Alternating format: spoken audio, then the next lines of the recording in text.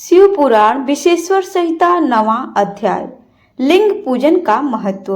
नंदिकेश्वर कहते हैं, ब्रह्मा और विष्णु भगवान शिव को प्रणाम कर चुपचाप उनके दाएं बाएं भाग में खड़े हो गए। उन्होंने पूजनीय महादेव जी को श्रेष्ठ आसन पर बैठाकर पवित्र वस्तुओं से उनका पूजन किया। दीर्घकाल तक स्थिर रहने वाली वस्तुओं को पुष्प वस्तु तथा अल्पकाल तक टिकने वाली वस्तुओं को प्राकृतिक वस्तु कहते हैं। हार, नुपुर, क्यूर, किरीट, मणि, कुंडल, यज्ञोपति, उत्तरी वस्त्र, पुष्पमाला, रेशमी वस्त्र, हार, मुद्रिका, पुष्प, तांबूल, कपूर, चंदन एवं अगरू का अनुलेप, धूप, दीप, श्वेत छत्र, व्यंजन, ध्वजा, चंबर तथा अनेक दिव्य उपहारों द्वारा जिनका वैभव वाणी और मन की पहुंच से परे था, जो केवल परमात्मा के योग्य थे, उनसे ब्रह्मा और विष्णु ने अपने स्वामी महेश्वर का पूजन किया। इससे प्रसन्न होकर भगवान शिव ने दोनों देवताओं से मुस्कुराकर कहा, पुत्र, आज तुम्हारे द्वारा की गई पूजा से मैं बहुत प्रसन्न हूँ। इसी कारण यह दिन परम पवित्र और महान होगा।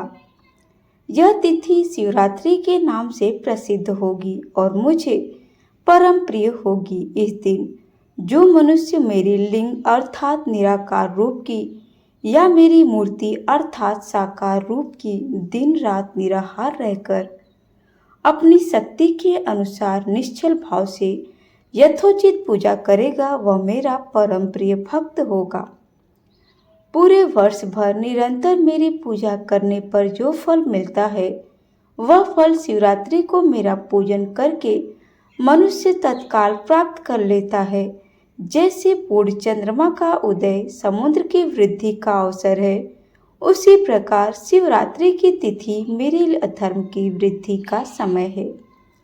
इस तिथि को मेरी स्थापना का मंगलमय उत्सव होना चाहिए।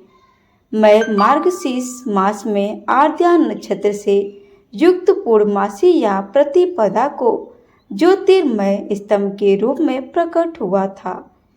इस दिन जो भी मनुष्य पार्वती सहित मेरा दर्शन करता है अथवा मेरी मूर्ति या लिंग की झांकी निकालता है, वह मेरे लिए कार्तिकेय से भी अधिक प्रिय है।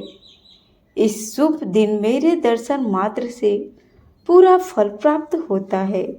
यदि दर्शन के साथ मेरा पूजन भी किया जाए तो इतना अधिक फल होता है कि वाणी द्वारा उसका वर्णन नहीं किया जा सकता।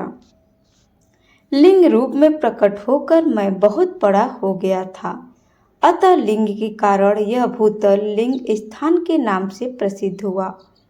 जगत के लोग इसका दर्शन और पूजन कर सके, इसके लिए यह अनादि और अनंत ज्योति स्तंभ अथवा ज्योतिर्मय लिंग अत्यंत छोटा हो गया। यह लिंग सब प्रकार के भोग सुलभ कराने वाला तथा भोग और मोक्ष का एकमात्र साधन है।